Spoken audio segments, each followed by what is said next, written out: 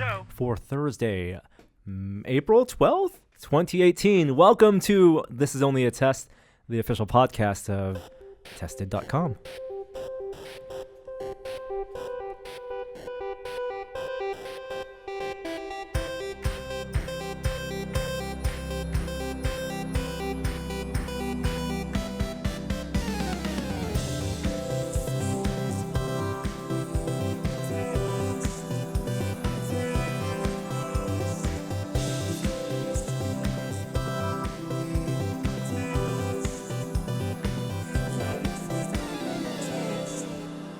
Oh boy, what a week. My mind is jumbled. I'm Norm. Thank you for joining us this week, joined by my fellow co-host, Jeremy Williams. Hey. And Kishore Hari.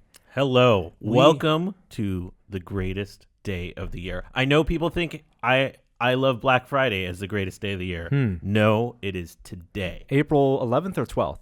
We're recording this on the 11th. You guys are hearing it on the 12th. That's fine. But it's not because of the date. It's because of what's happening tonight. The Stanley Cup playoffs begin. Oh, my gosh. And my beloved Winnipeg Jets, for the first time in a couple of years. This is hockey, right? Yes, it is hockey. It's the one with the puckish. Yeah, it's a bunch of white men with sticks. Yes. You want my 30-second preview? Sure. Nope. Is that our top story of the week? All right, moving on. Well, our top story of the week. Well, wait a minute. We got music for that. We do.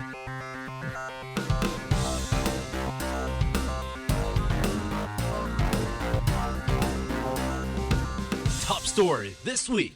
Wow, that's pretty good. I like it. Our top story of the week, well, related to Tested, kind of, only in that Adam is involved. Adam made a big announcement yesterday. He unfortunately will not be able to talk about this announcement on Tested because this whole week he is at the TED conference. But Adam announced that he's returning to host a new Mythbusters spin-off show. He's going back on TV. Good for Adam. Yeah. So this was announced, I think Entertainment Weekly broke the story. As I like to call it. U.com. But Adam will be hosting Mythbusters Junior. 10 of the most precocious STEM. Six, right? No, I think it's 10. I think it's 10 episodes. Okay. I think six of the nation's most scientifically savvy kids. 6 incredible kids plus mine that I sneak on. Do these kids get kicked off the island? I don't know. I don't have a lot of info about this. Or if I do, I wouldn't say it. All I can say is what is in this Entertainment Weekly article, which is that it's going to be 6 kids, and it's a spin-off show featuring young geniuses that bust myths. Sounds great. In some way. Sounds great. I mean, the young geniuses already liked Mythbusters to begin with. That's right. It's going to premiere in the 4th quarter, so it means that it must be in somewhere in production.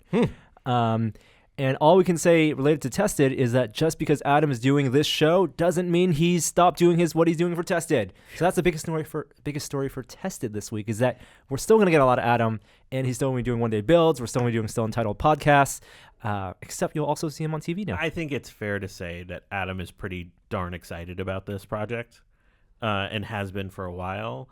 I'm super excited because I actually really like MasterChef Junior, which I'm sort of assuming this will take some inspiration from and be Adam's not very much like the mean-spirited character on television, so I'm assuming this won't be as much a vote the people off the island as much as encouraging some really wacky, wild designs and solutions to problems. Both of you have children. Are you going to vie for appearance? I know, Kishore, you are. You already said as much. No, already in there. Yeah? That would Jeremy? be great. Yeah. Let's do it. I don't think my kid's going to make the cut. I love you, son. But I don't know if he's top 6 talent. What about your kids, Jeremy? Well, that's too personal. Not going there. No. Not going there. No, I think I'm excited to see the personalities that turn out for this show. Because after working in science education for the better part of like 10, 15 years, there are some interesting children out there that probably are going to be incredible personalities on this show beyond what they actually build. We've already received a lot of questions about whether Tested is involved at all or how people can find out more information. We know nothing. So direct your questions to Adam on Twitter, and I'm sure they will have more to announce closer to the show's release or as they gear up and ramp up into whatever the production schedule is. Can't wait. Are you getting I'm a bunch excited. of headshots in the mail? My kid needs to be on the show. Norm at Tested. Hey, before we No move comment. on, I want to hear the 30-second Stanley Cup. No, you don't. I do. No, you No, don't. just because I feel bad. Here's a taste of it. Everyone is picking the LA Kings over the Vegas Golden Knights because they think, is Vegas for real? Do they really have this? I think the team speed, especially down to that third line, is going to overwhelm the slow LA Kings defense. They're going to be the Blackhawks of this year. They're going to lose in the first round, and I think Vegas is going to sweep them out. See, do you want more of that? That's good stuff, man. Wow. No, you don't want more of What that. about the NBA playoffs starting this weekend? Come on, get the breakdown NBA playoffs. Who's the underdog on the West? Who's going to be the big surprise? I think the T-Wolves Warriors matchup is not a good one for the Warriors. Well, we don't know who the Warriors are going to play in the first round. will Who's going to be the know by seventh seed? tomorrow. That's going to be. We will know by tomorrow. By the time you're listening to this, is it going to be Utah with their strong center, defensive player of the year, with their strong rookie of the year, and Ricky Rubio also shooting well. How do you feel about getting blown out by 40 points last night? It was all part of the plan. So don't play in the first round. Okay. Feigned confidence. 17 plus turnovers. Let's do it. All right, done with our sports talk. Let's move on. This past weekend, all of us were in San Jose. Why would we find ourselves in San Jose? Silicon Valley. Silicon Valley, the heart of Silicon Valley. Is San Jose really Silicon Valley now? Yes. San Jose really is like the bookend between San Francisco for Silicon Valley, right? When you think of like the big companies in Silicon Valley, you have Facebook in Menlo Park, you have Google in Mountain View, Apple in Cupertino, Intel in Santa Clara. All of those are squished between, and you know, of course, you have the Ubers and the Twitters in San Francisco. So Silicon Valley is the space between San Francisco and San Jose. You really feel that way? I don't feel like San Jose is Silicon Valley. It's one of the ends of Silicon Valley. But it was home this weekend to Silicon Valley Comic-Con, which is the comic convention that is co-run by Woz, Steve Wozniak. And I think it's in its third year or so. It's our third year going, actually. And we all had a great time there. Want to recap some of the things we did? Sure. Yeah. Why don't you start with the cosplay repair shop, which you mentioned on Still Untitled? Yeah, so we ran, they gave us space to hold a cosplay repair room, for which we had a bunch of desks, and we had Danica and Kate and Adam's shop assistant, Freddie, working throughout the entire weekend, helping people with all their cosplay needs. And surprisingly, a lot of people made use of it. A well-used resource. Well used. Not surprising. Every year that need exists. And it's just usually people are running Real sad. out to like a convenience store or something in search of safety pins. There was some really interesting stories that emerge from helping people repair, because when you're doing that while you're waiting for glue to dry, you usually get to talking to people about why they built this costume and stuff. Yep. I found it totally invigorating. I was only back there for a little bit of time, but I got to help some guy repair his Daredevil mask. Ooh. And we got to talk about, how he put it together. It was really great. I was surprised how constantly filled it was. Like from when doors open at 10 a.m., we already had people waiting outside to get something repaired first thing in the morning. You'd think when you walk on the floor first thing, your costume is in tip-top shape. But many times people travel with their costumes and they didn't bring the hot glue or didn't bring the safety pin. Or something just breaks. Or they didn't finish their costume. And so we had many people using the station, using the area as just a place to work on their costumes. Even up till like Sunday afternoon at the convention closed at 5 p.m. Up until 4:30 p.m., people were still repairing their costumes, even though it's like you have half an hour left to walk around with it. A well-used resource. I loved it. And I also thought the other thing that was great is, especially with like Kate and Freddie and Danica there, they got to talk about techniques that people were using or could use in the future. I particularly had a conversation with somebody that had the toy Infinity Gauntlet, and we ended up having this long conversation about painting. And Kate came in and started talking about different painting techniques to like bring out the glint of the gauntlet. It was really awesome. There was a bunch of Tested fans there asking if I had brought my gauntlet. I did not. I broke one of the gems. What? An What- unbreakable infinity gem? What material are your gems? I was doing a resin cast. Okay. It's pretty easy to break. Because I was trying to I was basically trying to polish it, and I broke one. But anyways, I didn't bring it. I will have it out soon. But thanks for everyone that came. Did you see any cosplays that you really liked this weekend? Well, we had Adam do a cosplay. He had unveiled his incognito cosplay, his first one of the year, and it was a collaboration with another YouTuber, Broken Nerd, Daryl Maloney, who spent all of last week here in San Francisco and at Adam's shop making their costumes, and that was a real fun collaboration for them. Nice guy. I enjoyed meeting him. I Super get to fun. spend some time with him on Saturday coming back up to the city. Really delightful. And then some of those long prints that he does that are like 70, 80 80 hours, hours, 100 hours, Yep. are super detailed and interesting how he sort of approaches them and Go just sort of big. goes with it. And then it was also great talking to his wife, who was just talking about his shop in the garage where he films all that stuff. So he's definitely a great follow. Yep. We saw 2 Totoros. It was real fun. 2 new Totoros. In addition to Adams. In addition to Adams, and one of them actually needed a cosplay repair, and he and his partner also they dressed up as She was Darkseid. Darkseid, yes, beautiful foam fabrication. The skull cap, the kneecaps that were skull molds were really great. Everything else is EVA foam. Yep. Some yoga mat, but the kneecaps were especially awesome. And then what else did we do at the show? We did some pop-up podcast recordings because Adam's gone for the next couple of weeks, so we banked up some still entitled. You'll be hearing conversations with Andy Weir and also with IO9 senior writer and also Rise of the Black Panther writer Evan Narciss.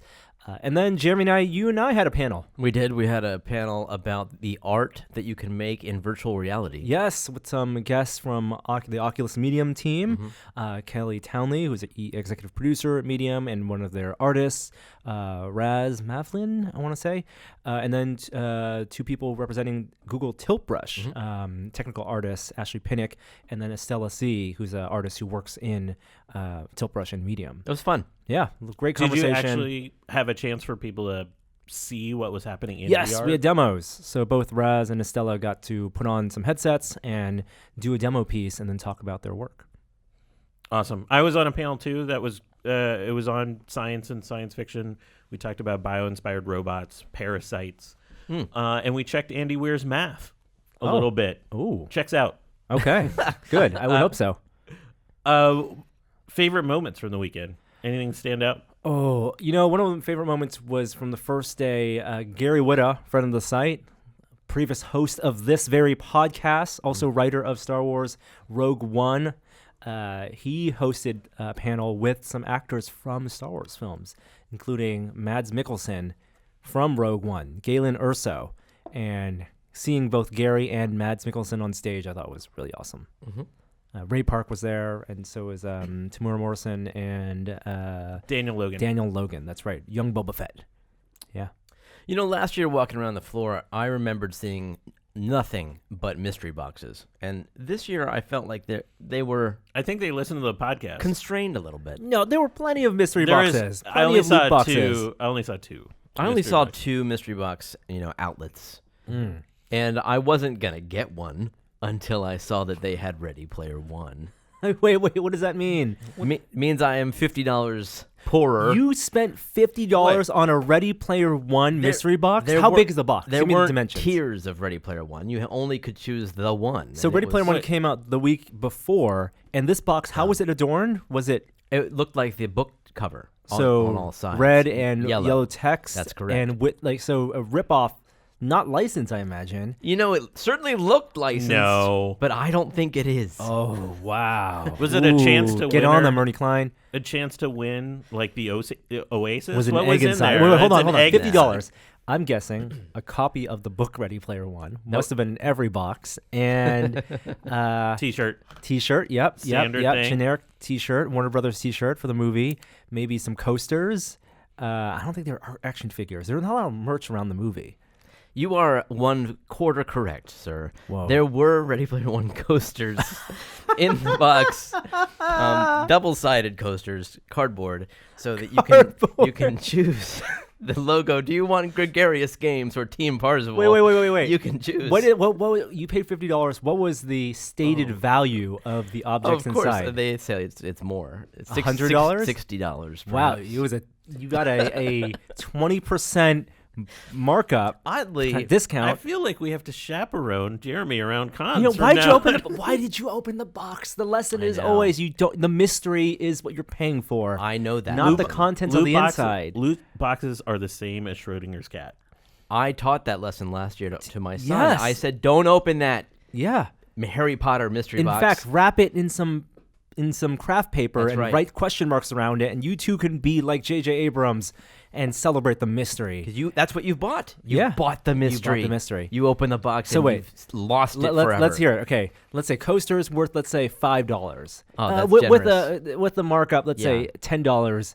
1/6 the purported value of this mystery box. Yeah, the other official Ready Player One items were a sticker sheet, also with $3. your choice of Team Parzival or IOI, what have you. Oddly, it wasn't all Ready Player One. They went random 80s. There was those little pop figurines. What do they call those guys? Funko. Yeah, the figurines. So you got Funko. There was a Blanca figurine. Like That's Sure. $15 at most. is that $12. That's odd. I mean, Street video Fighter? games. Sure. Yeah, I Okay. guess. Blanca was in it was Zangief that was in Wreck-It Ralph. So maybe they mix their 80s nostalgia. A plastic Space Invaders figurine. That's one I kept. $5. And don't price this out. I'm pricing That's it out. a losing game.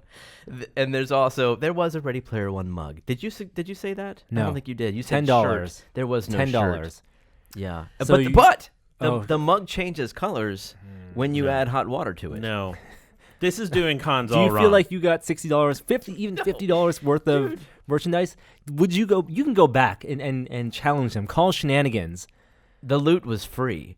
The mystery cost me $50. Wow. I did enjoy walking around the floor a lot more this year from the perspective as there's a lot more artists there than last year. I missed they didn't have as many props out. Like last year they had a full-size DeLorean out, and I think a Batmobile was there or something like that. Yeah, they had lots of cool props. They didn't have as many props out this year. But I always love talking to the artists. My favorite moment is weird. I was wandering around as Mayor McCheese. Yep. I went near Celebrity Row, and Chris Kattan started yelling at me to come over as Mayor McCheese, and I just kept walking. What? Why Why? didn't you embrace Chris Kattan? What's wrong with you? I don't know. I don't think I realized. My field of view is not the greatest in that thing, but You could have been on his Instagram. I'm okay. He was in the SF Chronicle. The Chris Kattan or no? not Chris Kishore. Kattan.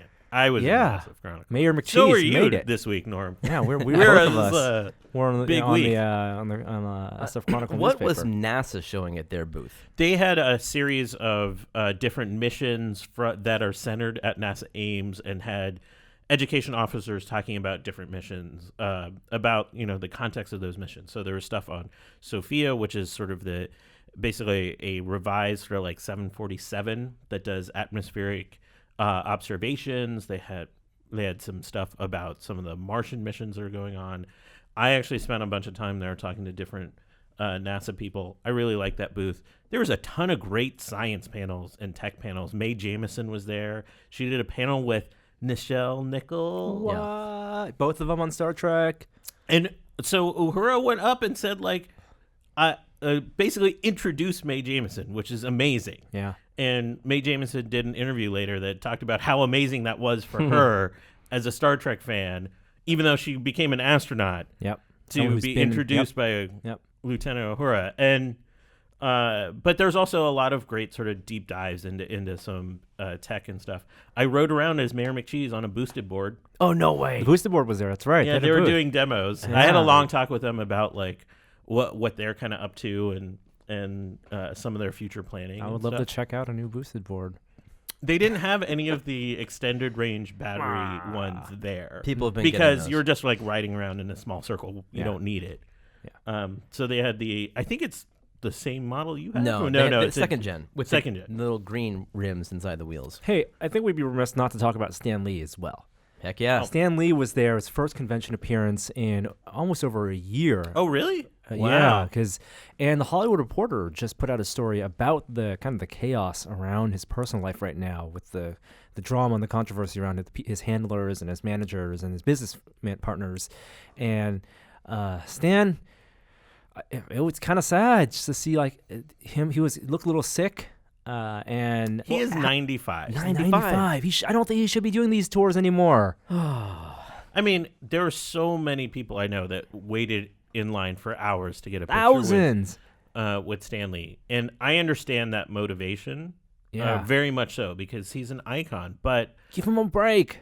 Yeah, I don't know. I think it'd be great for him, if he's going to do an appearance, to do like the big panel and a place where he's comfortable, but to have him sign autographs for hours and hours on end that can't be energetic. He must love it. He must love the fans so much that he wants to do that. But people need to look out for that guy. Yes. Stan needs I help. would hope he support. doesn't need the money at this point. That's some of the story. If you read the Hollywood Reporter story, his handlers might need the money. Yeah. That's unfortunate. Yeah. All right. We'll have more Silicon Valley coverage on the site. You can watch the Incognito video on the site already. But let's jump into some pop culture news.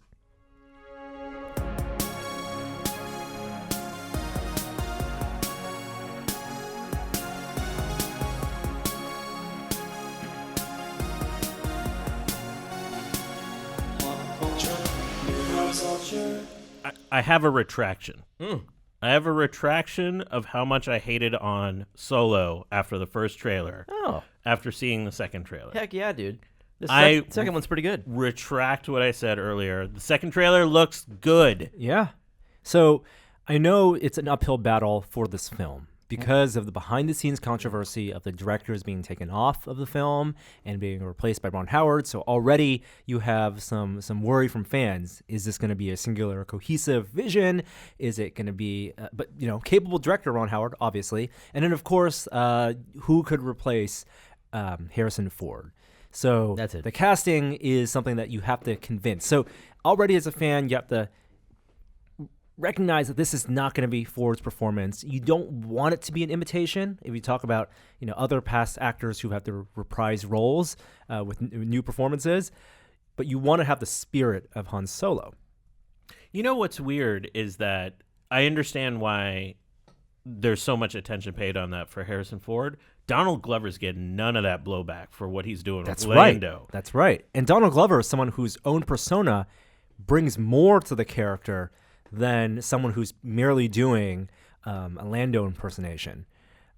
By the way, sign me up for floating cocktail robot all day long. So for people who are averse to spoilers, we're not going to give out plot details from the trailer. Floating cocktail robot. But we can say that I think the second trailer was a lot better edited, gave a little bit more for the plot, teased just enough. Gave us a little more chewy, too. Mm-hmm. Yep. Is this going to be the first Star Wars film with no lightsaber? Oh. No, they'll be in it somewhere. You think so? Can't resist. You think so? I mean, talk about the era. This is, what is it, 20 years?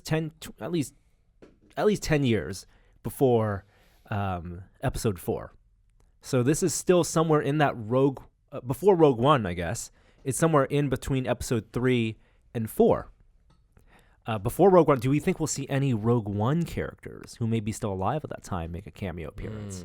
Because that's definitely a possibility. I could see that. Right? I would love to see that, actually. And this is definitely the rise of Vader, Yeah. So Empire, I mean, you see in the first, there's going to be a presence of the Empire. But I'm curious. I think it'd be bold if they didn't have a lightsaber in this. I'm curious about that. That's an interesting question because Han Solo says, I've never seen anything to make me believe there's an all-powerful force controlling everything. Right. And so he's got to have some reason to have that belief. To not believe. Yeah. And so maybe he sees some farce of it, or maybe he doesn't ever encounter it. Right. And I think that's a bold step. If this is the first Star Wars movie without a lightsaber, without Jedi in it at all, in any capacity. Wait, did Rogue One have lightsabers? Vader. Yeah. Vader. Okay. Yeah. then it's like the first step of growing that extended universe beyond the story of the Sith and the Jedi, and it's just that world. I would say I think the most divisive part of Rogue One was Tarkin and Leia. I just hope if they do bring in characters from the larger universe, they don't do it that way. They learned their lesson. No Obi-Wan. No, just not. I don't really want Vader. I don't need it.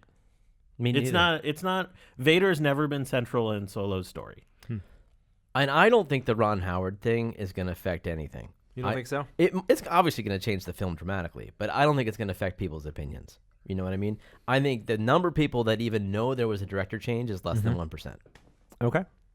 I mean, if it starts off with like everything is awesome and then suddenly switches to more of a Ron Howard movie, then you'll notice it. But outside of that, yeah, I want to know. There's so many little shots of the Millennium Falcon. I'm looking forward to. That's the character. Learning the story of that ship. That is the big touchstone. More than Han Solo, more than Chewie. It's the Millennium Falcon. Clean, state-of-the-art Falcon, Dude, too. we learned how old Chewie is? That's new information. Wait. Oh, I forgot. No spoilers. I No forgot. spoilers. Well, No we aren't going to spoilers. say the number. We just know. But that's new, right? He's 10. Like, that was new information? Nah, was not very- in EU. In EU terms, I think we knew. But in film? for film, for the yes. film for it us was. normies, we didn't know. All right. Yeah. Lots of fan service. Hopefully not too much relying on fan service. That's a delicate balance. And it's a balance that's also going to have to be struck with the Lord of the Rings production that Amazon is reportedly spending about $1 billion on, not including the rights that we spent hundreds of millions getting. Now, new to the story is the report that they may be tapping into the Peter Jackson vision of Middle-earth in their story. So there's some cohesion. It won't be a big reboot of retelling The Hobbit, retelling Lord of the Rings. I don't even think that's within the purview of the rights they purchased, but they may be reusing maybe some characters, maybe some set pieces, maybe Of course some they'll design. reuse some characters. I'm saying like actors. Like some of the actors may reprise their roles. That would be strange because it's been a long time. Who could they have reprised? I don't know. Andy Serkis as every CG character. I really do want Tom Bombadil. No one else is with me on this? Give me some Tom Bombadil. Give me something I care about. Oh, fine. I think they'll do that if they're spending $1 billion on it. Yeah, they have to go into production within 2 years. It may be a long time before we see anything. So Amazon obviously has their big roadmap for content plans, and this is going to be a big cornerstone of it. I mean, if you look at all the big services and their big tentpole series, this is going to be the one for Amazon. On Netflix, what would you say is the big flagship series on Netflix? It used to be House of Cards. Wouldn't you say it's a combination of Stranger Things and the Marvel properties? I think Stranger Things is I think it's the comedy specials. They invest a lot in that. Yeah. The Stranger Things, and I do think the Marvel series, the Jessica Jones, Luke Cage. But because that's those keep winding coming. down. Yeah, maybe. Yeah, I think that there aren't as many legs on that as the Stranger Things has really bled into the mainstream consciousness. Also, what was I going to say? Did you guys see the new Seth Rogen comedy special? Speaking of comedy specials, I watched Charity for Hilarity. I saw the little bit that Justin Roiland Oh my contributed. goodness, I could not stop laughing. This is one of the funniest things I've ever seen on television. Really? That is not something we recommend for families. No. No, do not do. I'm not even sure I recommend that for adults. I had not they crossed the line that I did not know could be crossed. Jeremy, don't watch this. Okay. Yeah. And I was gonna say Westworld's coming up, April 22nd. I'm rewatching season 1. That's 11 days from now. I know. Have you been able to avoid spoilers?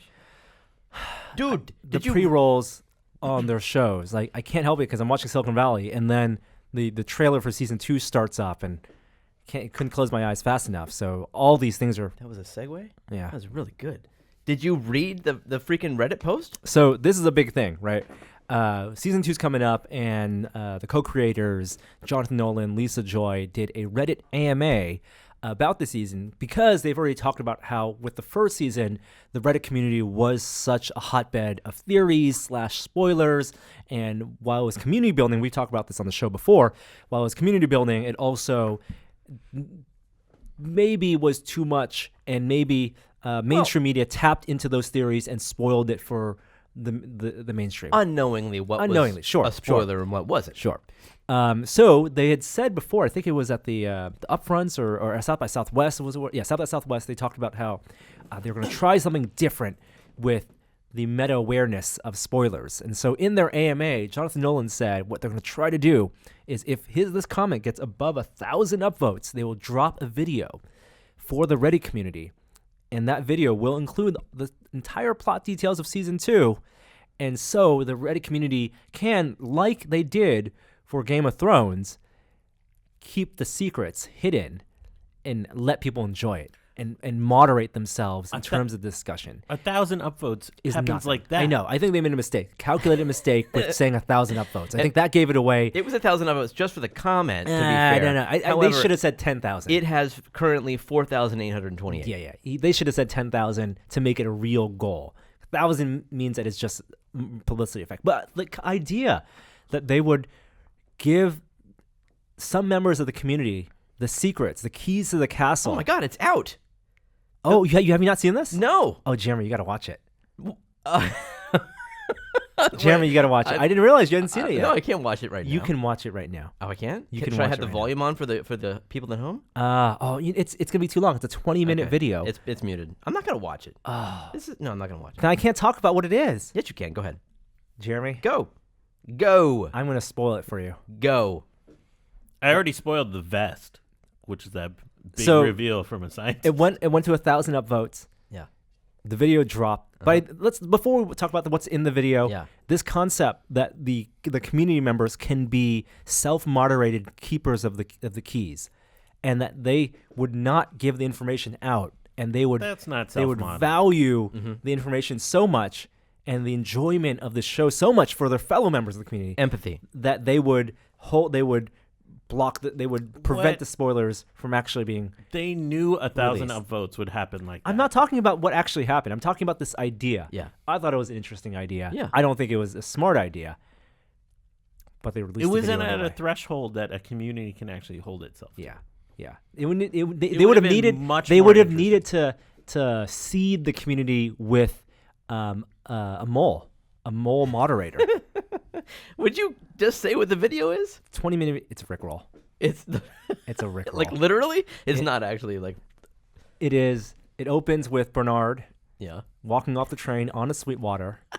Things looking very strange, and then Dolores walking out, and not Maeve, Clementine, Yeah. at a piano, and she sings. Oh my God. It's a Rickroll. She sings they're never gonna give you up. It's a dog. No. That's just the rest of the Rickroll is in the first 5 minutes, and then Okay. the rest of the video is a dog at a piano for 18 minutes or so. All right. Good. She sings the song. Good. It's a pretty good rendition. I'd love if they went even more meta. Like there's something to decode that the dog is doing. Yeah. Oh, there's. Keep going. I maybe bet there's there more is. Keep on. Yeah. Dig in. Look closer. Yeah. I mean, there's no way this show, by virtue of how it's being released, it's an HBO show, so it's week by week. They knew that going in. They like that distribution method over drop it all at once, binge, Netflix style. But they're at odds with, they know what they bought into. And yes, they're not going to do, I don't think they're doing a thing where they're going to change the plot line or shoot multiple endings and release it based on what they should stand by what they wrote. And I think the most we can do as fans is not spoil ourselves by, staying away from spoilers. You're reading too much into that, man. It's just like there's going to be a show that everyone watches. Everyone's going to have theories if there's mysteries, and they're Yep. going to discuss them at the water cooler, Yep. which happens to be Reddit. Yep. It's going to happen. So the question is for people out there, did you enjoy Westworld more by watching it? I guess it's impossible to compare because you have to either do one or the other. Do you think it's more enjoyable to watch it 1 week at a time while doing the water cooler internet spoiler talk and conspiracy theorizing, or is it better just to binge it or watch it without any involvement with the community? That's not a good bingeable show because there's so much To unpack. to absorb too. Like just the philosophical discussion, it doesn't lend itself to binging. You need to think about it. Yeah. I don't know. I don't remember how I even watched the first season. I think I must have watched it after it was mostly out. Yeah. So I could binge, but I didn't. And I think maybe it was because of what you said. It's just I needed to digest. But did them. you have any awareness? I never checked Reddit. No, I was not interested in reading people's theories, so I never read them. I like the former. I like the community chatter in between episodes. You do? I like the reading into every line and the scenes. Okay. Yeah, well, it's there if you like it. Yep. All right, next up, a couple more movies. Speaking of nostalgia, Indiana Jones 5 still in the works, and it will be confirmed Harrison Ford's last time playing the character. About time. I would have thought the last one 2 movies ago would have been the right. I forgot this was even in development. Right. What is this? Does he need the money? What's going on? Stop this. It'll start shooting. He needs redemption. Closure. He needs closure for every character he does. Maybe that would be amazing. Every if iconic in character. the first 5 minutes he's just teaching and like just has a heart attack and dies. I mean, he's got And closure just from Han Solo. goes on to some other movie. He got the closure he wanted. He got the closure he wanted. He got the closure presumably he wanted for Blade Runner. Yeah. And then hopefully for Indy 5, now he can't take care of all the action. He's married now. Indiana Jones is married. You know that there's an element of he knows the Crystal Skull was not good, and he wants to finish with a bang. So they're not doing a reboot. There was talks of a reboot with hard reboot with Chris Pratt. Now Spielberg's talking about a possible replacement if they're doing a soft reboot. Now Indiana Jones is just a last name. Maybe he has a son, a daughter, a niece. Well, he has A dog? It was the dog's name. That's right. Right here. So there has to be a legacy. I think it's too strong of a franchise to not have some continuation of the spirit of the character at least. I don't know if this is going to be enjoyable. How can they make Indiana Jones 5 enjoyable? Like what's he going to do? It's going to be like the third one. He's going to be the older character like Sean Connery was, and there's going to be some new scrappy young kid. Yeah. Just looking at how interested he looked in Blade Runner, I don't know. I just described Crystal Skull, didn't I? Oh, God. There you go. They've already done it. Swing on vines, CG vines, and everything. Oh, no. It was knowledge. The prize was knowledge. Okay, something else that we are actually looking forward to and finally has a release date, Toy Story 4. Here goes, June 21st. Who's excited about this? Not 2019. me. What? Oh, he loved Not me. He loved 3. 3 was the perfect ending to their story. Yeah. Fine.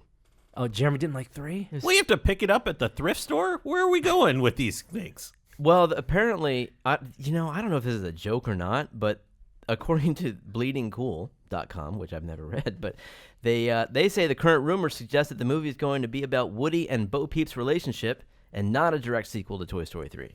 So it's somewhere set out in the past. Ooh. More interesting. Okay. I like it. I have been waiting for the Toy Story rom-com. No. Remember they alluded to Bo Peep Yes, I know. at the beginning of 3, how sad it was that she was retired earlier. So I like this idea of a standalone, a Toy Story story. Yeah. Right? Mm-hmm. Right? It's these what do you call them? Anthology films. Yeah. It's a new director too. That's what I find interesting. Well, is it still the same writers they announced a while ago? Rashida Jones Oh, was doing writing on it. I'm sure. But it's directed by a guy named Josh Cooley, who directed a short for Pixar. Which one? I don't remember, but I'm sure you can find it on IMDb. And he's done some minor voice acting for a handful of their films. And he seems like he's been rising the ranks within Pixar, and now he's directing a Toy Story movie. Well, Lee Unkrich was his first big film at 3 and knocked that out of the park. Totally. They curate. I just think great directors. What an opportunity for Josh. I'm excited for him. Riley's First Date and George and AJ are his 2 shorts. There you go. Okay. I think one of those was actually nominated for an Oscar. Let's move on. Starship Discovery news. Starship Discovery being the flagship for CBS All Access. We ended the last season with an allusion to maybe something with the original series. It's okay. We're past spoiler talk there. Okay. We saw the Enterprise. We saw the Enterprise in Discovery at the end. And it's not Kirk's Enterprise. It's Captain Pike's Enterprise. And so they've cast Captain Pike. It will be Anson Mount, who played Black Bolt in Inhumans. Nope. Inhumans is a giant nope. But I mean, the actor seemed fine. Okay. I think it's good casting. he looks the part. Yep. We didn't hear him talk the entire series of Inhumans because he was Black Bolt, so who knows? What if he sounds like Gilbert Gottfried? Why don't you hear him talk? Because Black Bolt's doesn't mute. talk. Yeah, Essentially. He just kind of glares and whispers and blows things up. All right. I mean, it tells us that they're going to dive more and not be afraid of crossing over with the Enterprise. And at that point, Spock is on the Enterprise, I believe. Please no. So Please we'll no. have to be careful. What's going to Please happen? No. So wait a minute, Pike. He was in the Pilot. J.J. Abrams, right? He was. He was the but the, that's the mentor. He's also in TOS. Let's talk about this. I didn't realize that he commanded the Enterprise. Let's talk about this. In the original series, Yeah. the Cage, the pilot for Star Trek, Yeah, Captain Pike was the captain of the Enterprise. Oh.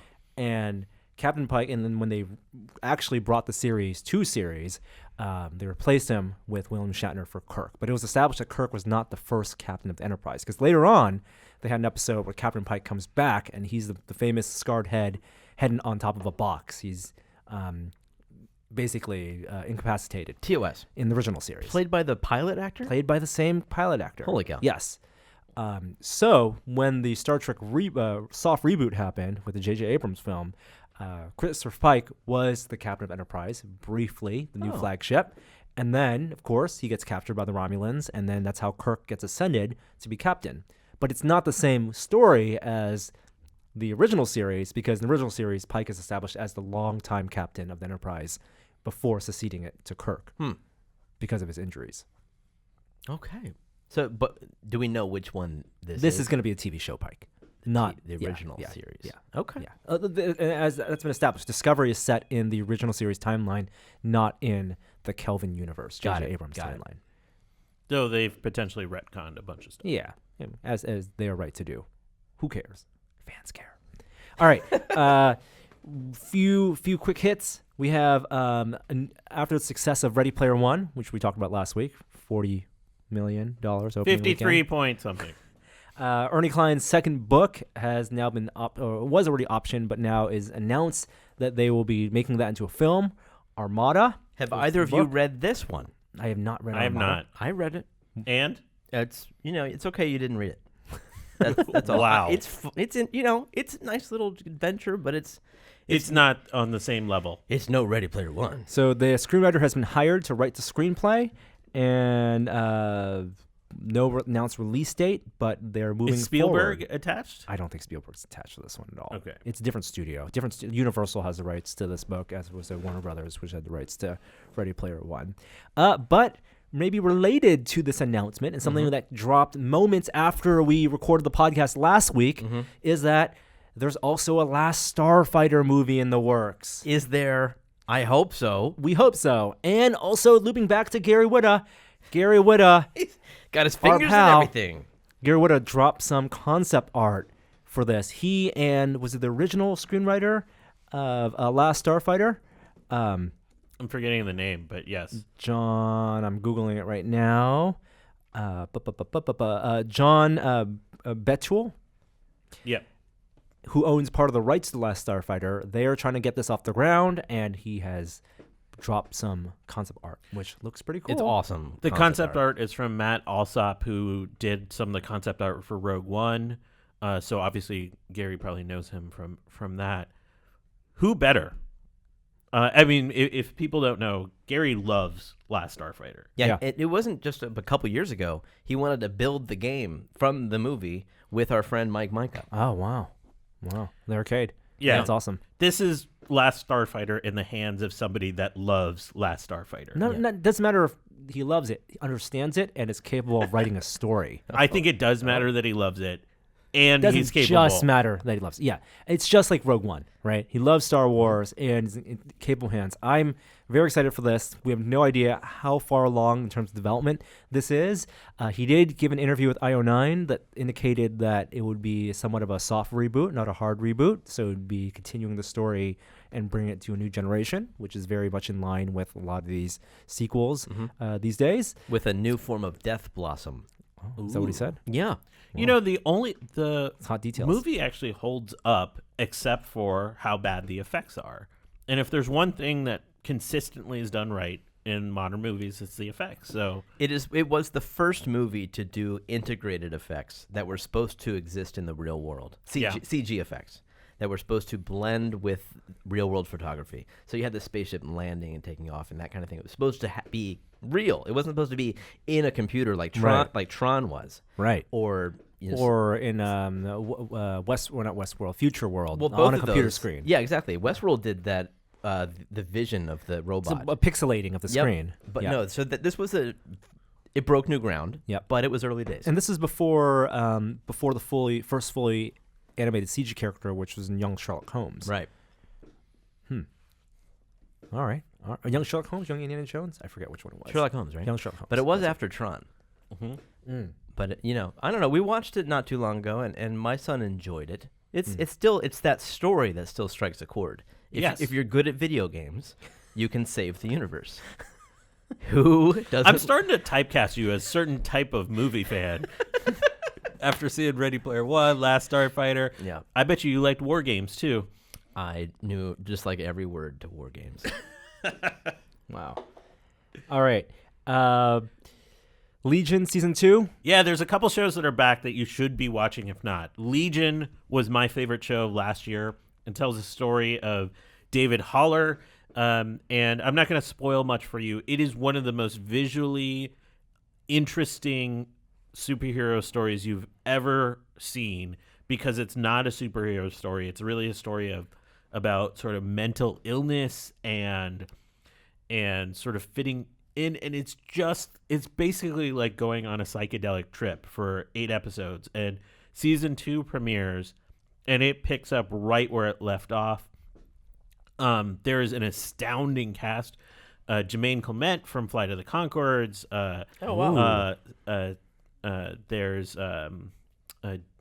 There's so many people in this thing.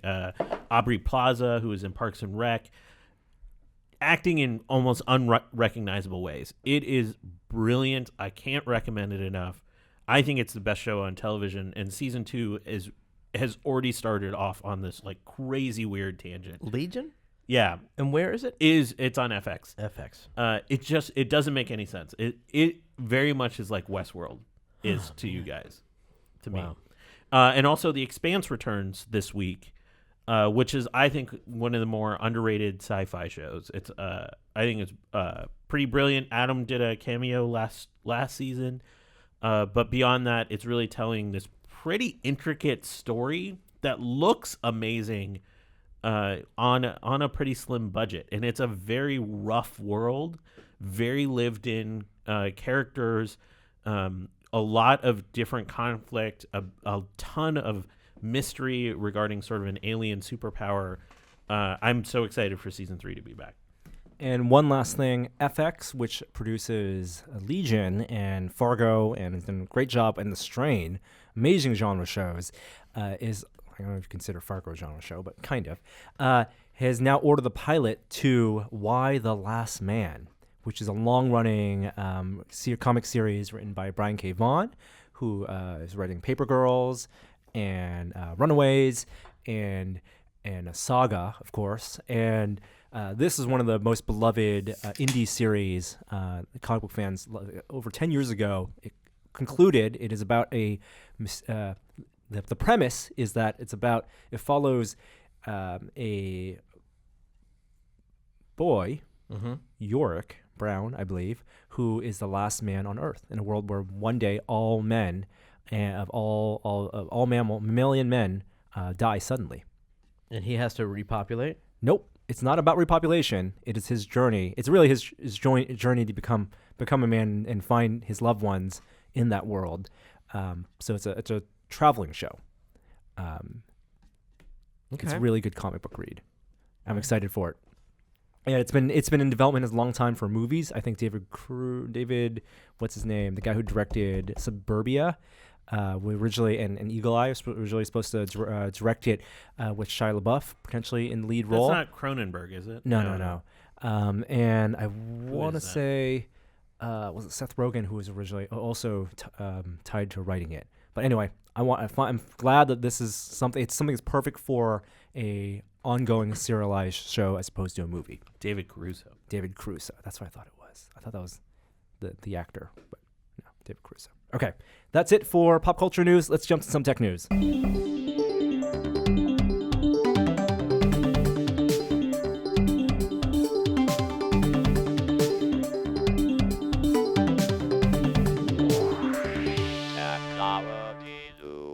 My IMDb knowledge is fueled by how much coffee I have, and so as I'm out of coffee currently, I am waning a little bit.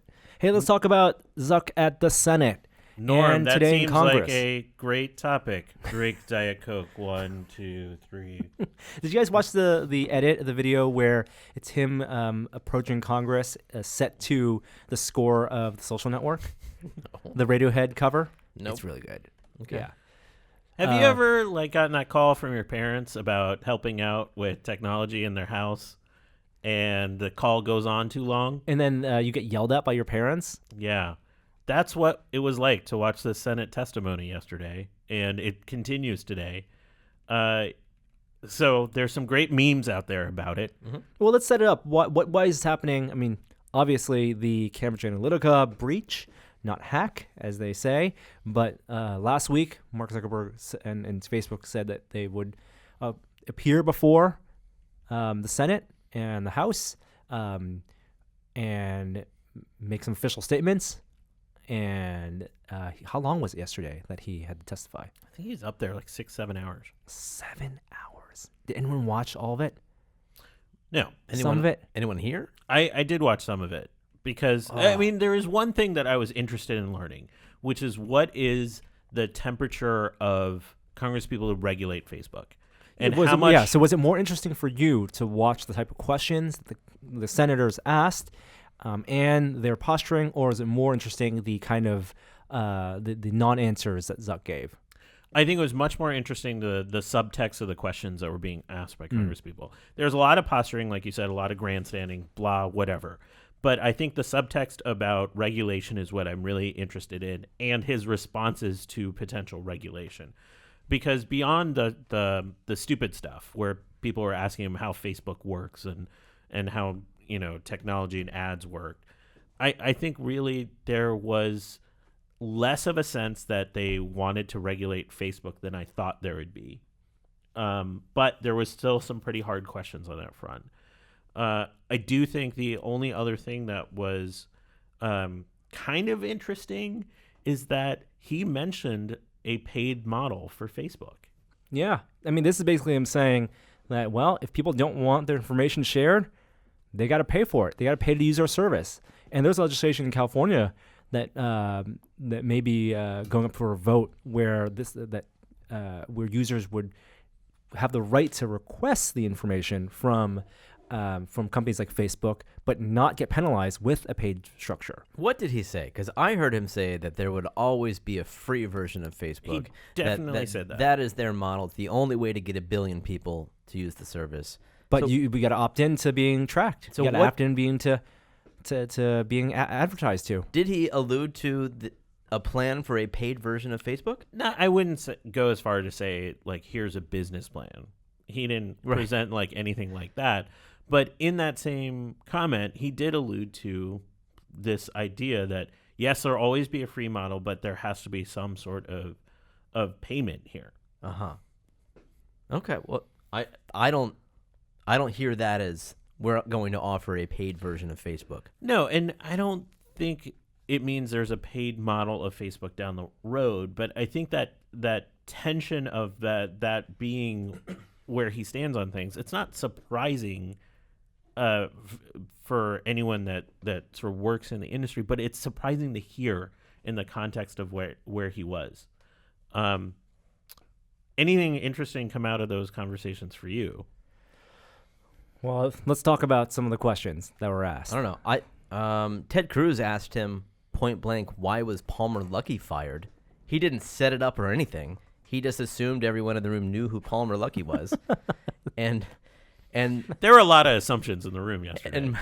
And Mark said, that's an individual. It's inappropriate for me to discuss the terms of his firing with you. Yep. And then, Ted Cruz responded and got him to say, It was not a political. Basically, Ted Cruz was insinuating that Mark fired him because of his Palmer's right-leaning political slant, and Mark said absolutely not. It had nothing to do with his politics.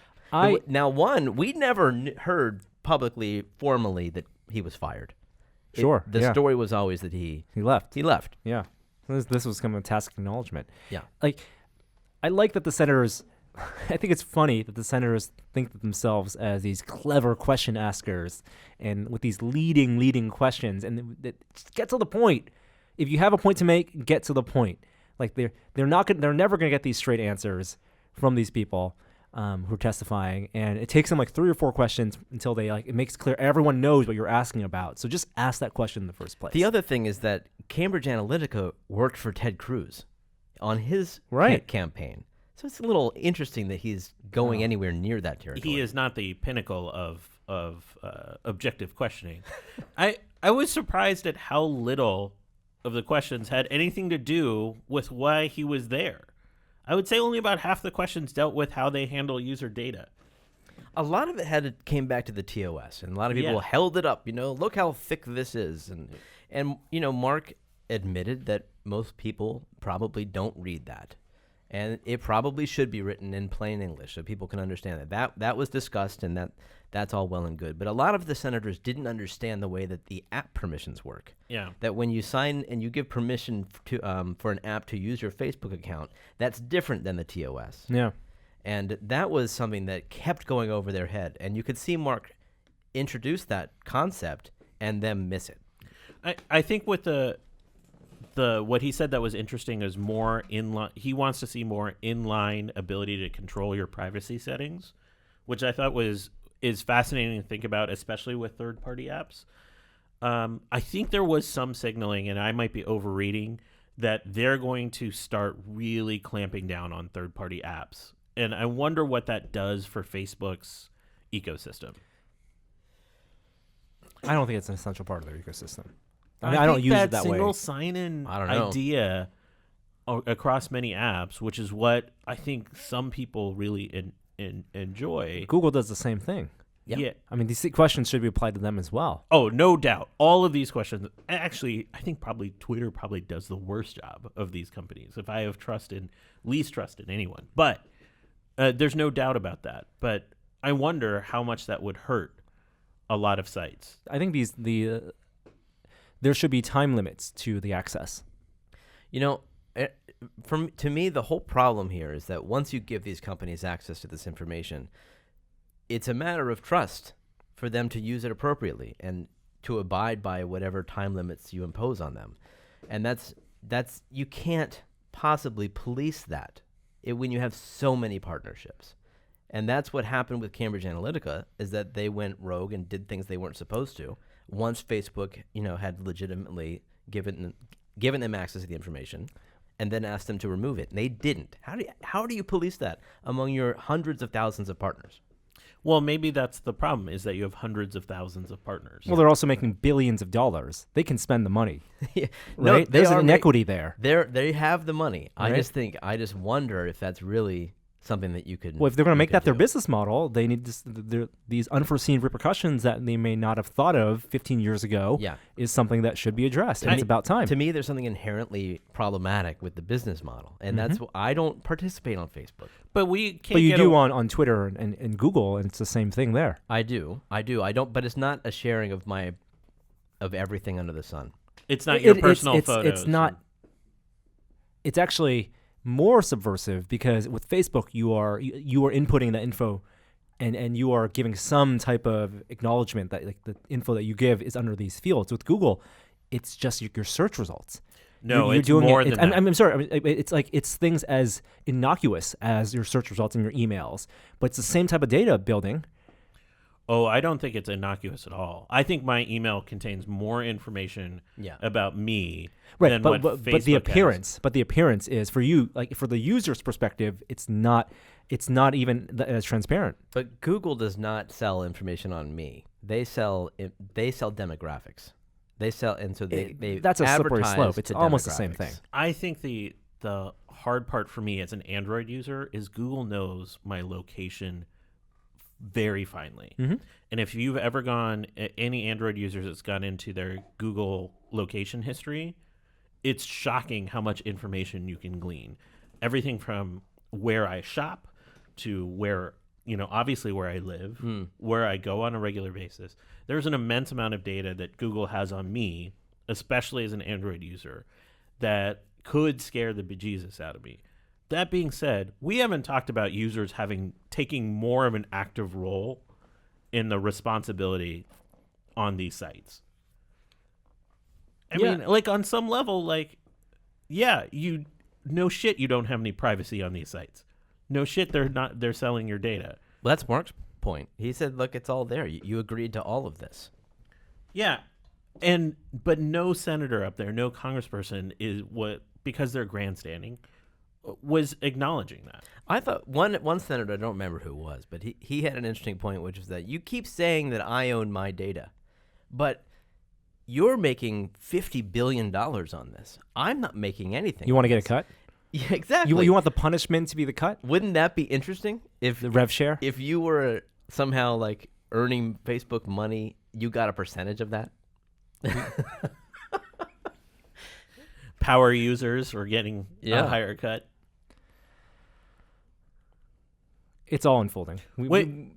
Did you have any reaction to the revelation that he wiped his old messages, which is something we can't do? Oh my God! I would love that feature. No, you got to be like clear about that. He didn't delete his own emails. He accessed other people's accounts on Facebook and delete messages he sent them. Yeah. Yes. Special features, special privileges. That bugged the crap out of me.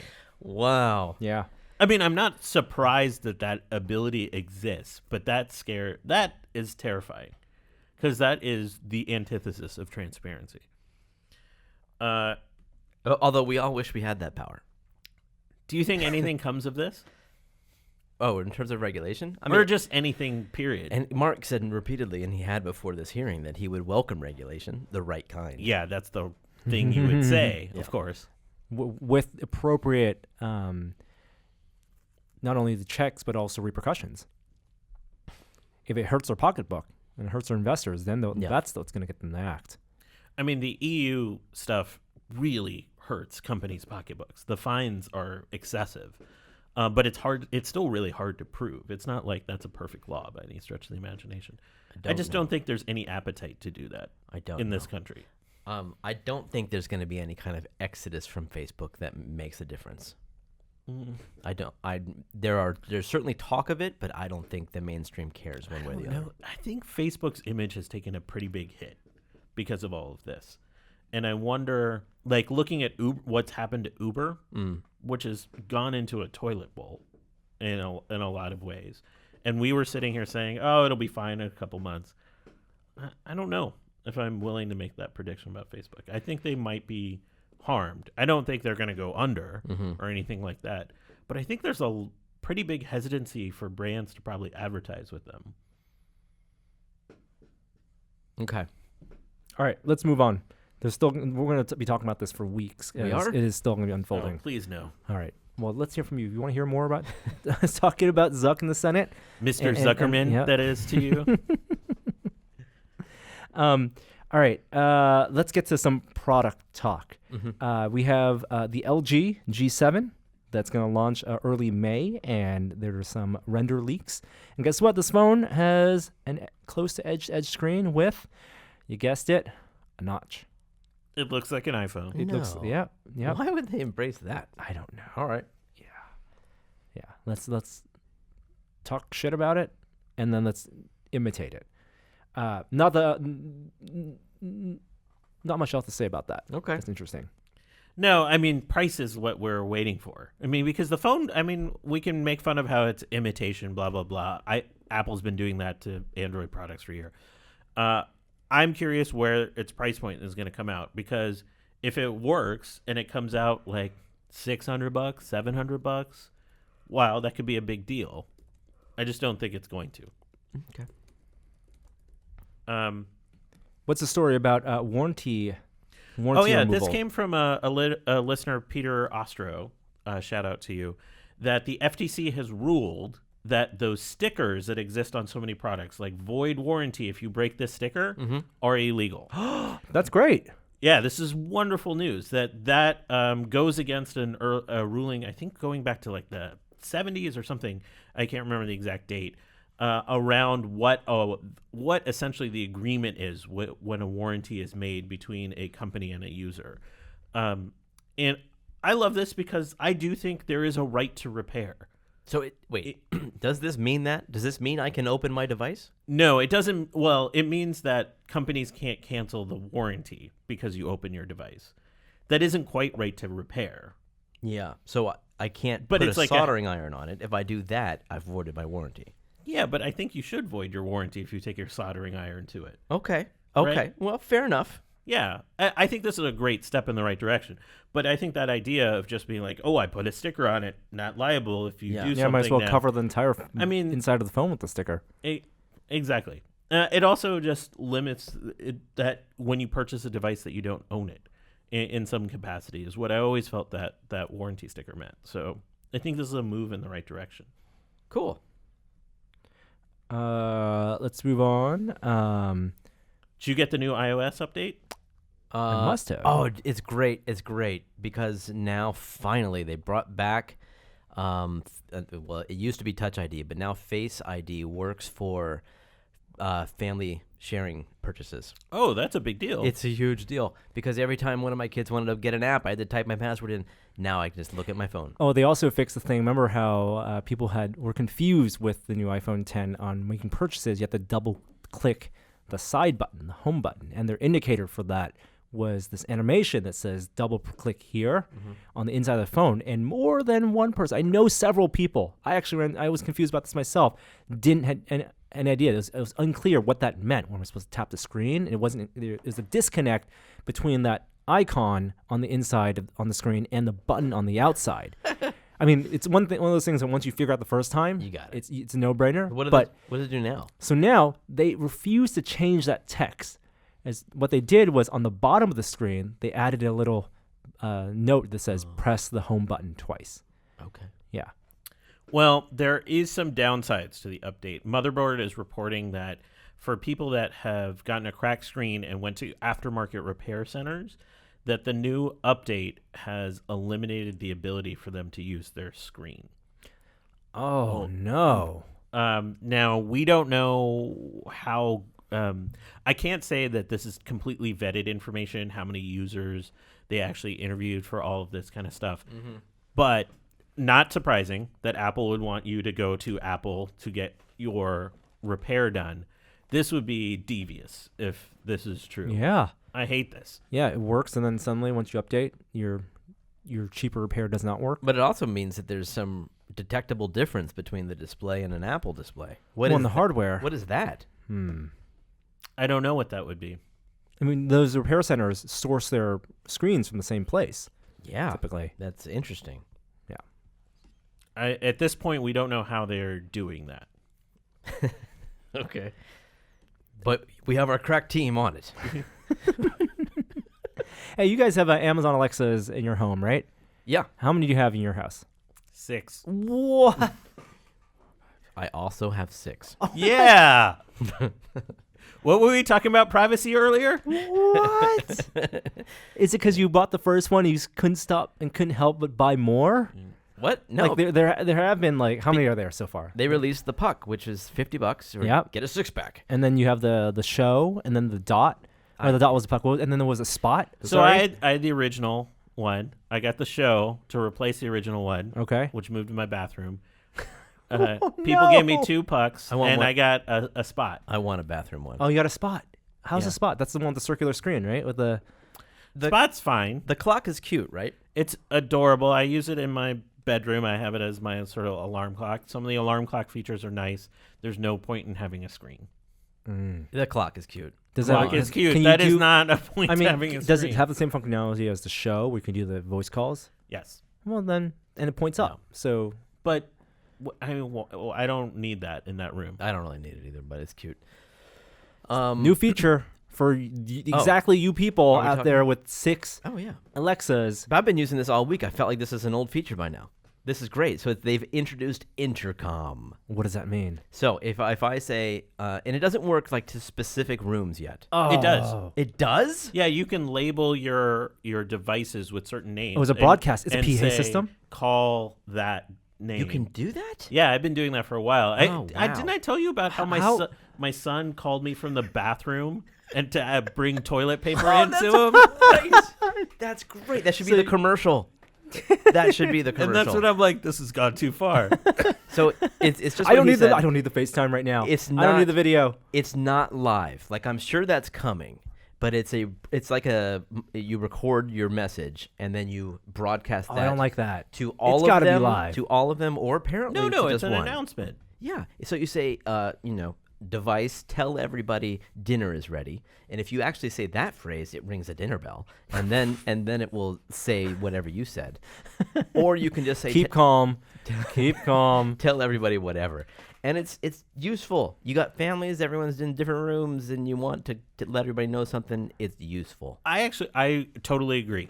I mean, this seems like silly, but it's a natural extension of that device. You have microphones in every room. You might as well have an intercom system. Mm-hmm. Yeah. I don't like the fact that it's delayed. Well, you can do the drop-in thing. I'm sure that's coming. But it's nice that it's your voice. There it is. It's all out there. It freaked people out in my house when they didn't know about it. Can you opt to turn it off on certain devices? Like if you press the I mute don't know. button. Well, certainly mute would turn it off. Or do not disturb. They have that on the ones with screens. Wake up! Fire alarm! I mean, it's an interesting progression for the functionality of these devices as people as they become commodity devices, right? I'm surprised that this is not a feature on tablets. Like if you're in a household with many iPads or many Fire tablets, why the master tablet can't send a message and creates a pop-up for everyone. Oh, like an assistant min. Yeah. Yeah. The network is going to reboot soon. Exactly. Yep. Something like that. Dinner will be ready in 5 minutes. That is text messaging. Still. Right, but mass text messaging within your local network. Yeah. I mean, I'm still an advocate of just using your physical voice for that in most cases. yelling, but this ringing is the bell. This is a nice feature. I mean, soon what we'll need is the badges. I mean, Jeff Bezos is such a big fan of Star Trek. This is his play. Is he? Yeah, he was in the last Star Trek movie, Star Trek Beyond, Holy as cow. a guest appearance. Wow. And He's a huge fan. You can configure Alexa to be called computer. Exactly. While Google has said they want to build a Star Trek computer with AI, Jeff Bezos is actually getting us there. Amazon is with these Alexa devices. Next has got to be a comm badge. Yeah. A wearable, right? Oh yeah. Right? Then it's tracked in your house. I mean, I would give up some notion of privacy for the comm badge. What if you had the devices in every room and that just Bluetooth connected to a device and it just went room to room? And that's what Bill Gates really wanted when he had his smart home. You do that like Bluetooth low energy stuff, you could make that battery last forever, like a year. That'd be cool, man. All right, a couple more really quick pieces. The Verge did a review of this camera called the Light L16. The most ridiculous looking camera ever created. Yeah, it's been in development since for like 3 years now. Seen pictures of it all over the internet. It looks like so the ads are misleading because the camera looks like a smartphone. It's actually much thicker than a smartphone. It actually looks like 3 times as thick as a phone. But there are 16 lenses and sensors on the back of the camera arranged in this weird chaotic arrangement. It looks random. And they did the thing where I'm sure it was a smart design decision to show you how powerful it is. They have all the lens info around each lens. You can see the focus distance. You can see the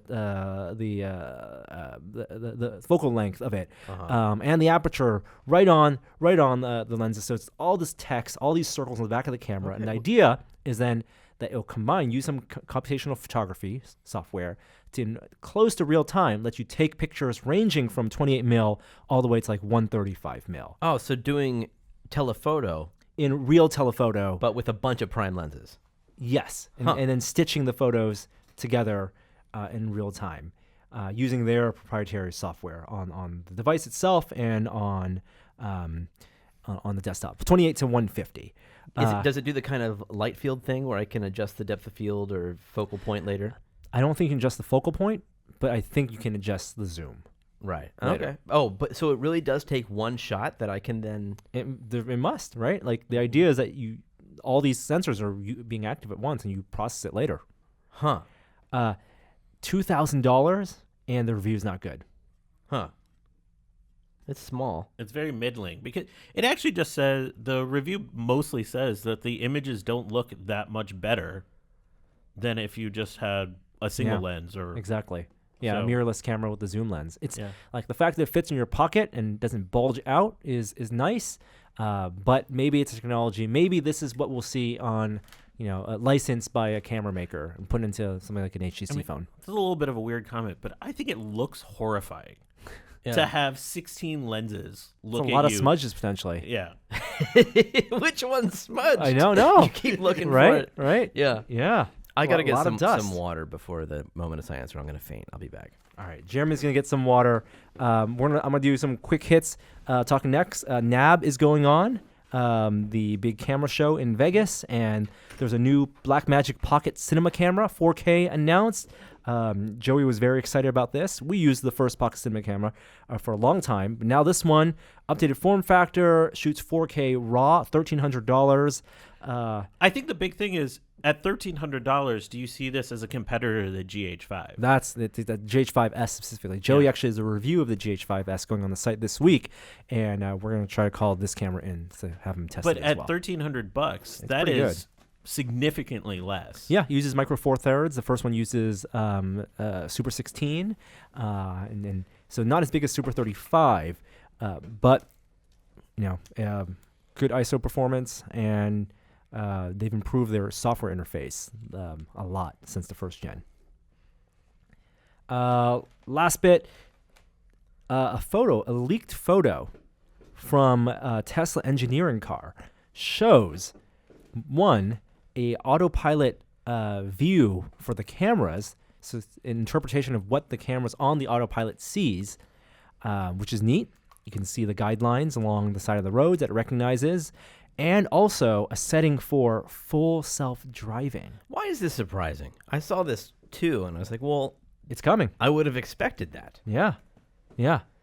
It is neat because they have 8 cameras, and as I understand it, like they're not even using all of them yet on Right. on at least on the newer ones. Yep.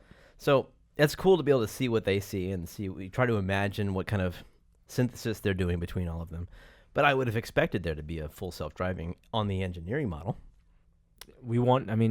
Maybe it's closer to release than Oh, we thought. God, I hope not. I mean, I really hope they fix that. Like they get it right. I mean, take next year. You think is that a harder problem or easy problem to solve than traveling at 60 miles per hour on the freeway, the turning at a stoplight and a stop sign? It's clearly harder.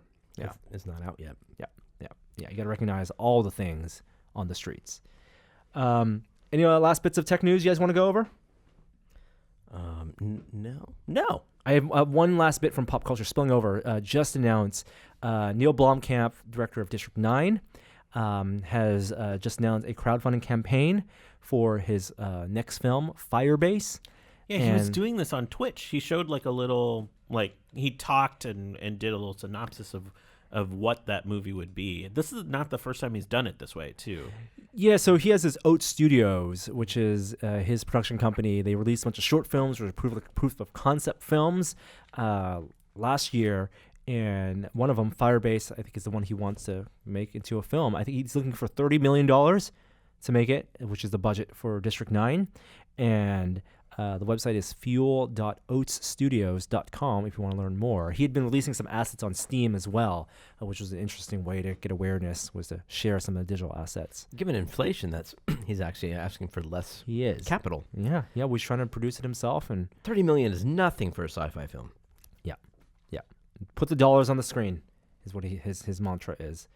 Any other bits of tech news? We're good? All right. So before we move to our next segment, I do want to thank the sponsor of this week's episode of This Is Only a Test, and that is Audible.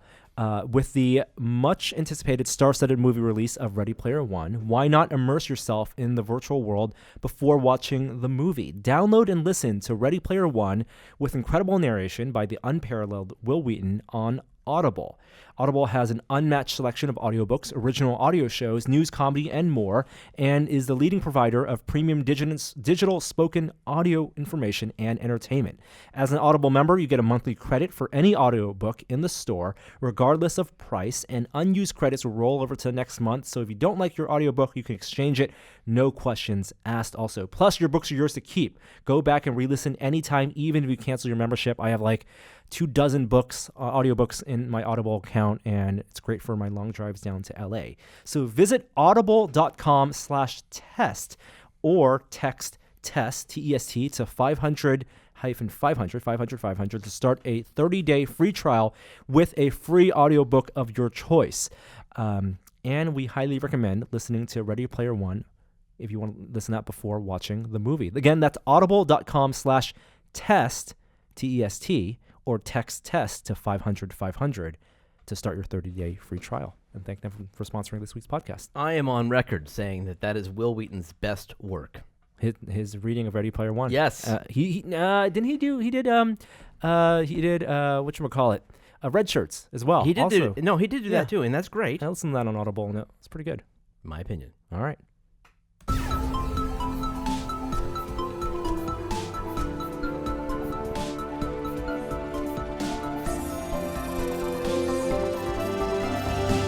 It's time for a moment of science. One thing I forgot off the top. I know Suter's hurt, and even though he plays 27 minutes a game and that Spurgeon is also hurt, no one is picking Minnesota. But I'm really concerned with how much Hellebuyck has been playing this year. I think he's overplayed. I think the Jets are a little bit vulnerable. Even though I have Jets in 6, I'm concerned about that series. Okay, on to science. Wait, one more thing related to Ready Player One. Last week we talked about the movie Ready Player One, and we got an email from a source who is related, maybe working on the film, and said that the part of The Shining that on the film, all CG, except for the human characters, the woman. But I thought they did a great job there. Really? Even the girl? Except the girl. The twins. No, the twins. Except the girl, the twins, the woman, and wow, the hallways and all that everything, stuff. the entire environment. Come on, we knew that. They're not going to rebuild that. It looked really photorealistic. It did look It good. was really good. All right, so science this week. Motherboard had a great story about the ADMX detector, which is at the University of Washington. It's looking for something called axions, a theoretical elementary particle. And the reason they're looking for this elementary particle is if this elementary particle exists, it could be related to something called cold dark matter, which would help resolve a lot of our understanding of the composition of the universe, essentially weighing as much as it does, or having as much mass as it does. The detector, the reason the story is interesting is because it talks about the detector itself. So basically they've built this detector that generates a large magnetic field. And in order to make that large magnetic field, they have to get it really cold to make a superconducting magnet generate this large magnetic field. And then they look for certain types of interactions that this theoretical elementary particle would have with that magnetic field.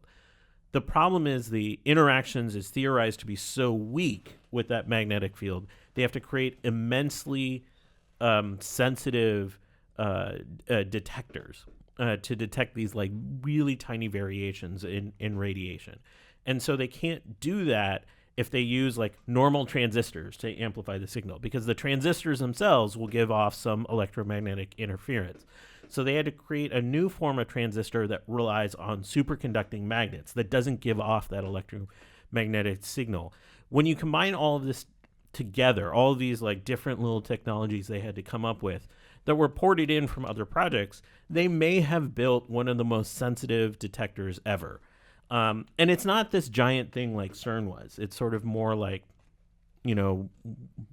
something that can like slightly bigger than a room, like more like housed in a warehouse sized. So does facility. This detector only respond to axioms? Axions? It's tuned to that specific perturbation in the electromagnetic spectrum for that. But it essentially just operates how an AM receiver operates. Basically, they're just going to turn a dial on these like across a cajillion different wavelengths looking for this frequency.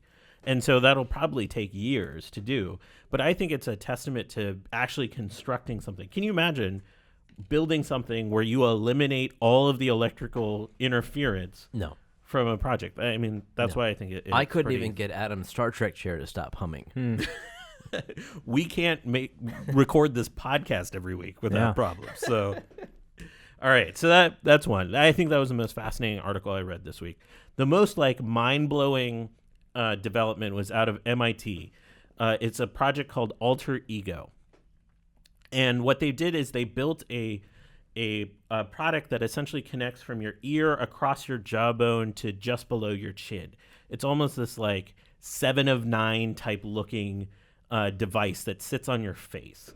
And what they demonstrated with it is that you can essentially make very subtle, almost internal dialogue type conversations.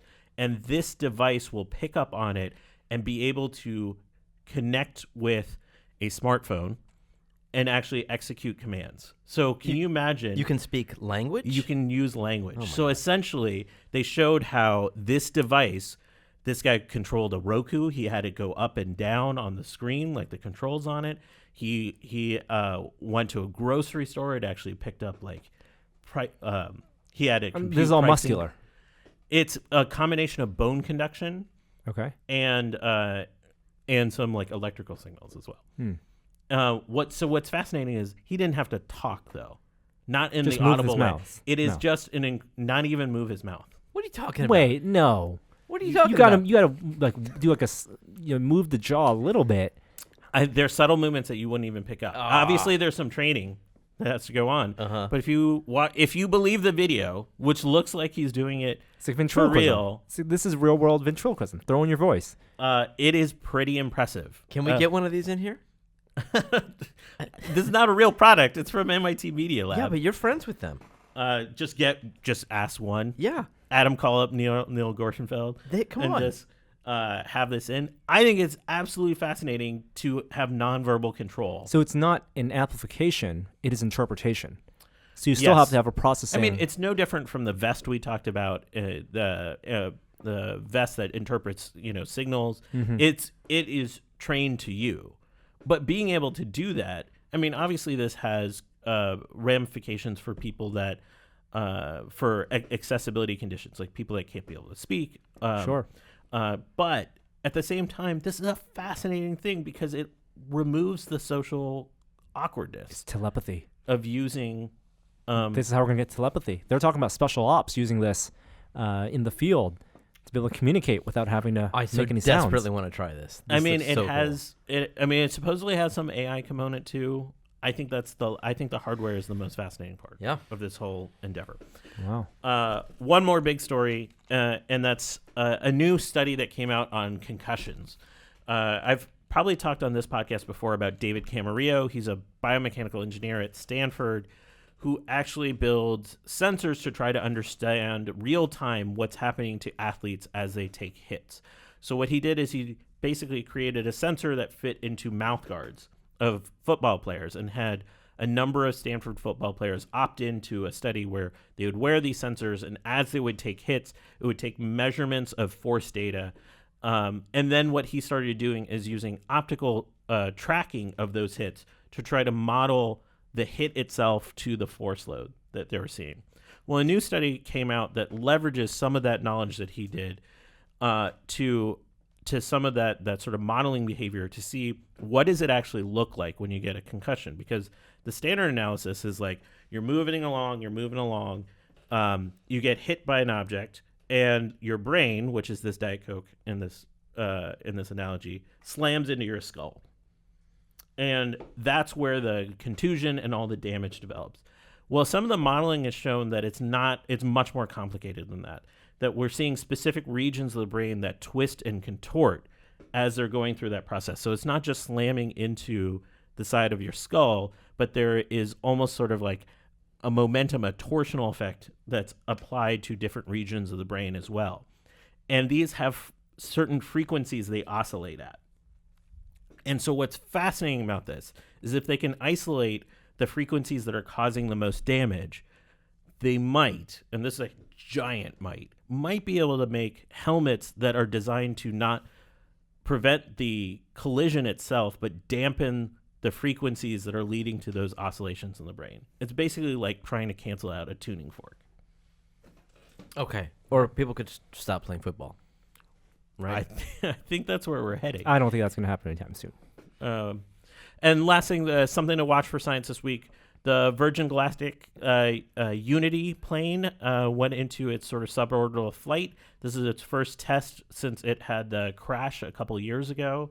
It's a spectacular video. It does show the Earth is being round. So if you're one of those people, maybe this isn't for you. But it's great video of seeing that Unity plane in flight. Hey, we got NASA InSight launch coming up in less than a month. What's that? That's the next Mars lander. What? Yeah. Mm-hmm. It's launching out of California. The first time. In Vandenberg, right? In Vandenberg. The first time an off-planet launch to another planet, from California, not the East Coast. What's special about the lander? I don't remember what's in the lander off the top. I'll bring that to you next week. All right. We're going to learn all about NASA InSight next week. Let's jump to our next segment. The VR Minute. Virtual reality this week. So seriously, guys, everyone's talking about that Bergeron line as being unstoppable, but I think Kadri has something to say in this series. I can't wait for them to be knocked out. We won't have to hear about it anymore. You asked for it, Jeremy. We're running a little short on time, so let's just talk about two big stories. One is an announcement from Leap Motion, the makers of, first they were a IR-based... Still are IR-based. Hand tracker, wireless controller. Mm-hmm. Then they adapted to a VR tracker for hand tracking that's used in things like the Void, Star Wars experience, to give you hand presence without having to wear gloves. Yep. And this week, they announced an open source project for a pair of AR glasses. Yeah, interesting, right? It's not a product that they want to develop. They want to offer this to the community and see what happens. But they're saying it could be made for cheap, right? $100. Right. $100. Now that's in parts. That's not a product on the shelf for $100. So sure. if it were on the shelf, maybe $250. So this is not fancy AR that solves the convergence problem. No, and it's just wide field of view. Why feel like this is reflection based, like a 5.5 inch display that gets reflected onto some lenses, and so the images are basically like just a few feet in front of you, hovering in the air. I think they're saying 100-degree field of view. Is it 110? It's comparable to current VR headsets. So they've prototyped some reflectors. And they've prototyped the headset. The headset looks funky. And, of course, they have Leap Motion on the top of it. Looks funky. It does look funky. Look at that. It looks super funky. It does. It does. What's the end goal of this? How does this support Leap Motion? Well, obviously, AR is the future, as we all know. And I think a sensor for your hands is going to be imperative to that success. Yeah. So I can totally see why they would want to be involved in AR, and they're doing some really cool tracking, really low latency tracking of hands that they're mapping straight onto augmented reality hands. Their skeletal modeling in the sample GIFs and the videos they have on this page look really good. Our experience with Leap Motion is that it can be good, but occlusion and depends on the implementation. Even distance. Yeah. Oh yeah, but that's why hands are ideal. Yes. And they keep iterating on their occlusion stuff, and it's getting surprisingly good. A lot of predictive. Compared to how it used to be. And so it's mostly a software solution. I mean, their technology makes a lot of sense for headsets, for hands in front of you, but it could also be in other parts of, whatever your wearable is. And that type of sensor combined with maybe some discrete sensing with some controllers can be really powerful. These guys are local, right? Aren't they? I believe. It'd be fun to check out this headset, one of their prototypes. Yeah. If any of you work Leap Motion, our listener, ping us. You can always reach us, email us. Norman at Tested. I'll respond. We'll work something out. I have a quick AR thing. So there's a bunch of construction happening on the streets in front of my house. Mm-hmm. And the other day before construction began, the workers brought a tablet and actually had a scan of where pipes were and used the tablet to essentially have an AR. Here's where all the pipes are. No. Underneath the ground, and then let's see, a couple days ago They were looking through the ground. Yeah, this was a couple weeks ago. I saw them with the tablet, and then a couple days ago on Reddit there was a similar thread that showed what that looks like in another municipality, and a bunch of people had chimed in on comments that were both like work for structural engineering firms that this is one of the primary uses for AR in cities is this purpose, and it makes total sense. Sure. I mean, they have all of that location data of those pipes. Why can't it just be pumped in to make an AR app for the field? I went to the new Apple Park campus this weekend for the first time. Nice. Where they have an AR exhibit right there in the lobby. You've probably seen it on Twitter or elsewhere. It is is it called a diorama when it's a small model of a building? Yep. Of the new campus. Yep. Is it open? What? The campus isn't open yet. The visitor center isn't even on the same side of the street. Oh. No, so you can see the mothership across the street, but you're in the Apple Store Visitor Center, and there's a big diorama, and you hold up the iPad, and you look at the diorama, which is all brown. Yep. On the screen, it comes to life, and you can lift the roof off of the buildings and walk around the whole campus and get information about what stuff is. Were there obvious tracking markers on the model? It's covered in crosses. Got it. So yeah, so that's my question is like, how are they getting a level of accuracy for those pipes underneath the ground without any kind of tracking marker besides GPS? I don't know. Yeah. I don't know how it works. All right. Very useful. Magic. Beat Saber, which is something that we played at GDC and talked loosely about, has a release date, May 1st. That's good news because it's going to be a fun game. I think we are very excited for this release. So we'll be showing a little bit of footage that we played at GDC on this week's episode of Projections.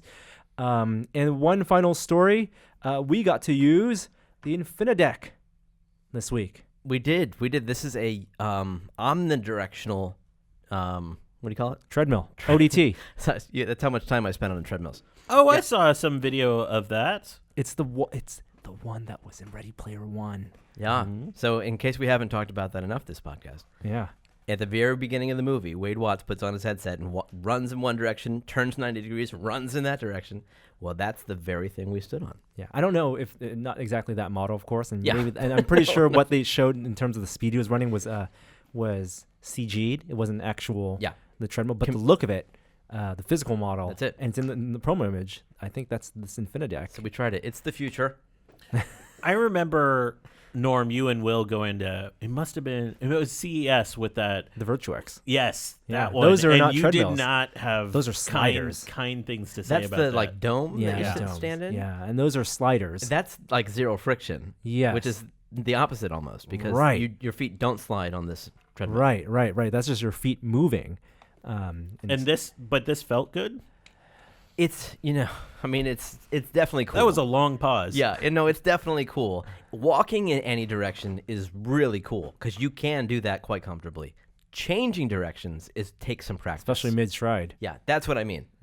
Yeah, so if you were to stop and then change directions, probably no problem. But having only spent 10 minutes in it, I could tell there's a learning curve for walking in a circle. And there's going to be a learning curve for the software, too, to better predict your intentions as a person moving. We have lots of footage of that. We have an interview with their CEO, and you'll find that on this week's episode of Projections as well. Have we been testing anything? Are we doing this? Are we doing it? Sure. All right. Testing this week.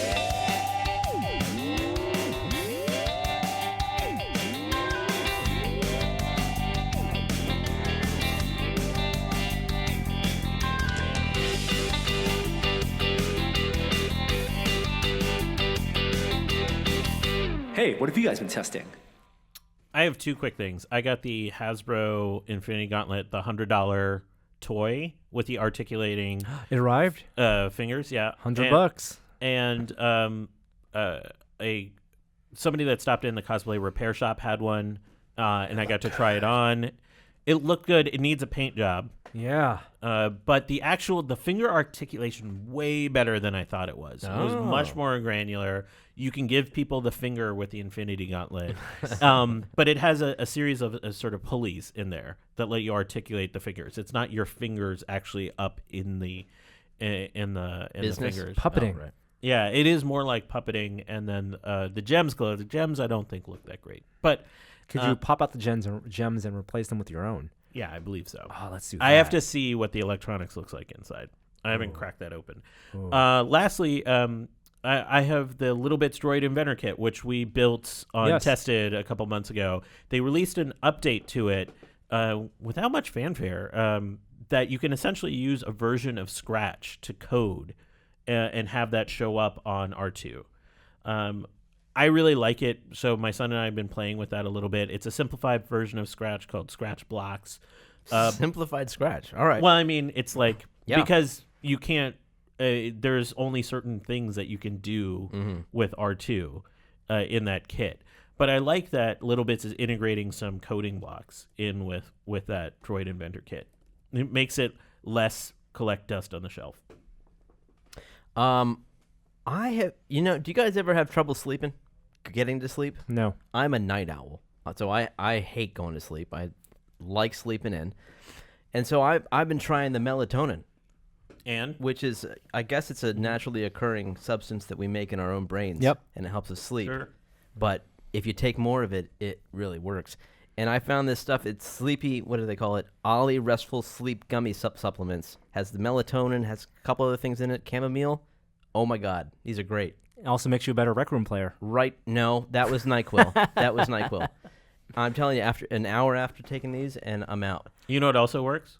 Me being like, hey, Jeremy, you're going to get good night's sleep. It should work at about the same rate as that product. Is this trouble? Is melatonin a problem? No, it's not trouble. It's just not. It's just the dosage within those are not regulated. There aren't like really rigorous studies that melatonin, in the way that you're taking it, has any big effect because it's tied to your circadian rhythm, which you can mess up pretty easily with any sort of blue light. Do you use any devices at home? Yeah. Yeah. Like, there's not a lot of rigorous science about it. But what will make probably a big difference is you believing that it works. No, it definitely works. It definitely. You're telling me that it might be a sugar pill? Yes, placebo. Could be a placebo. No, effect? I'm trying to give you a higher placebo I effect. I wish. Hey, we've been playing Rec Room, and we had a day yesterday. But why didn't we go into this at the top? I don't know. Two of us had a good day. Two of us have now beaten the pirate quest in Rec Room. I was a part of both of those experiences. And a victor in neither. It's hard, thoroughly enjoyable. It's one of the best experiences we had in VR so far, period. Highly challenging. And both run-throughs yesterday. One, I played with Kishore and a ringer from Europe. My computer crashed at, where was it? Second to last level. Second to last level. And by the time I rebooted, someone else had already joined and taken my place. And then you beat it, Kishore. You're first to the top of the mountain. Plant that flag. Congratulations. And then later that night, I played with Jeremy and with another ringer. Yeah. And we made it to the final boss. A place I'd never seen before. None of us had gotten there before. Final boss. And we'd gotten the second round of the final boss, and then Rec Room crashed. And then you guys beat it. Yeah. And I couldn't join back in. That's right. No reward for me. By the time you joined in, we'd beat it. And so you had no chest to open. How? Oh, jeez. I felt so bad for you. I mean, so sad. To experience that twice. I could hear the victory cheers on my headphones in Discord from both of you in separate experiences. Yeah. This is a 3-person quest that takes maybe an hour and a half to finish. And it's very challenging because if everybody dies, it's game over. I think you have some work to do on your home system. Yeah. Was it Oculus that crashed or your computer? The first one or Rec Room? This first one was Oculus. The second one was Rec Room. Oh. Yeah. So Rec Room does crash for you too. It does for me on occasion. It did at the worst possible moment. Yeah. Now, if we could have stopped and waited for you, we would have. But you couldn't. It was the final boss. We couldn't. You can just stay alive. Just stay alive. I tried to get Norm back in. 2 people, game. man. Yeah, I know. That's pretty impressive. Yeah. I have one last thing that I forgot to say.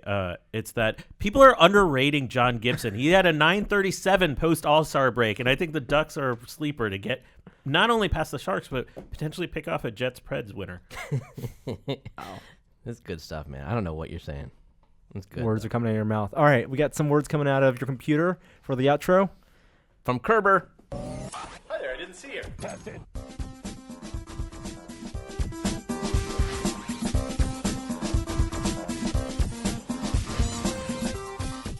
This is so dumb. It's super dumb. Oh, good. We're all on the same page.